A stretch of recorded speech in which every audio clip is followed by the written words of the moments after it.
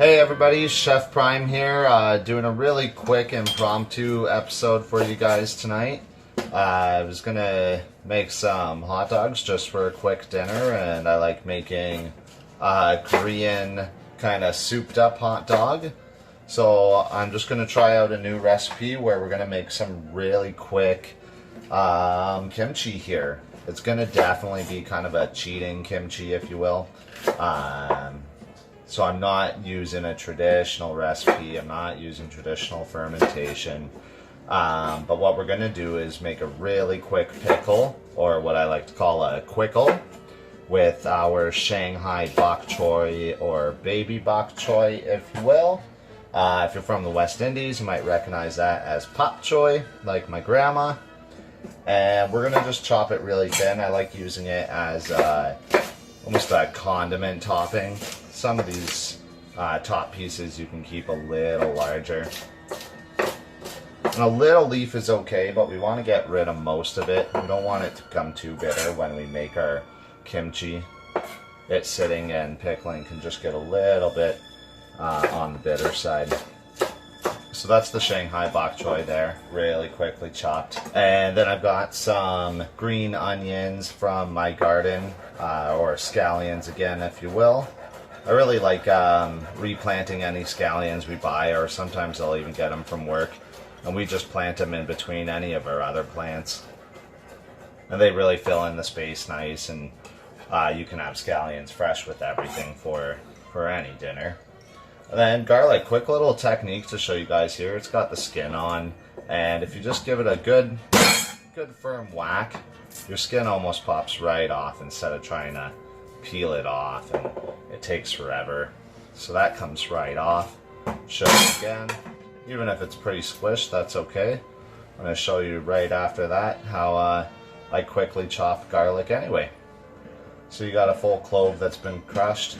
Give it another good crush, and just a quick chop, and it's that smash does most of the work for you. We don't need it too small. It's going to be a nice rustic quick kimchi, kind of showing you that these things don't need to take all day and all night. You can really have a nice quick meal with stuff like this. So I like really spicy, and I'm doing a bit of a non-traditional aspect here, adding a little bit of chipotle to get some smoke flavor. This hot sauce is made with my peppers from last year, and I've got some gochujang, classic Korean flavor.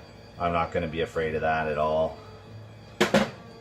I've got a little smoked paprika. Again, we're going for that smoky flavor. It's going to add a little color. Not a classic ingredient. Good amount of salt. That's going to help preserve this, because just like a regular kimchi, we're going to be able to keep this around for a little while, and it's only going to get better and better. This last ingredient I added here was miso paste, or a soybean paste. That's going to add a lot of depth and flavor. This just happens to be a vegan recipe. You can use a fish sauce. That'll add a little more depth if you like. And that's about the sauce. So we're going to add our cabbage or bok choy to that, and give it a little mix around to really get those flavors going on in there. And then I'm going to add a little bit of vinegar. That's going to emulate my fermentation process. So that's where it becomes more of a quickle and less of kimchi, but that's okay. We're doing a bit of a unique recipe here. So a little mix around is fine with that. We can go right in with your hands if you like.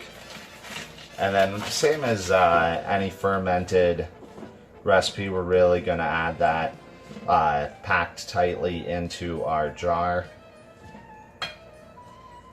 You can push it down a little, really get it in there. And we're going to want to add all our juices. Give her a good push in there. That's okay. I'm going to take some of this extra off on the side for now, just so I can really add these juices to my kimchi here. I'm going to top that off with just a little more cabbage. right to the rim. Fill it up with my last touch of vinegar. And we'll let that sit for about half an hour and we can enjoy it. And it'll be good for a few weeks and only get better and better. And I'll show you my Korean kimchi dog soon after this. Chef Prime finishing up the Korean dog with you guys. I like it spicy, so we're gonna slather on a little extra gochujang and get a nice little layer of that to start. I've got some hoisin sauce. It's gonna give us good sweetness, good depth of flavor. And we got the kimchi that we made earlier. We're gonna throw that right on top.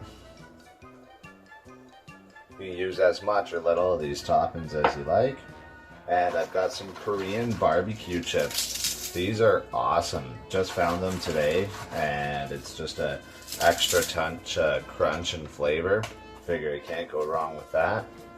I've got fresh scallions and some sesame. And I'm going to finish that off with a little bit of ginger, just on the microplane. And that's going to be our Korean dog. Homemade quick kimchi, or quick chi, if you will. I like to keep my ginger in the freezer for a little bit. Just helps you get a really good shred on it. And you don't want to bite into any of the fibrous ginger. And that's it. That's the Korean dog. Thanks, guys.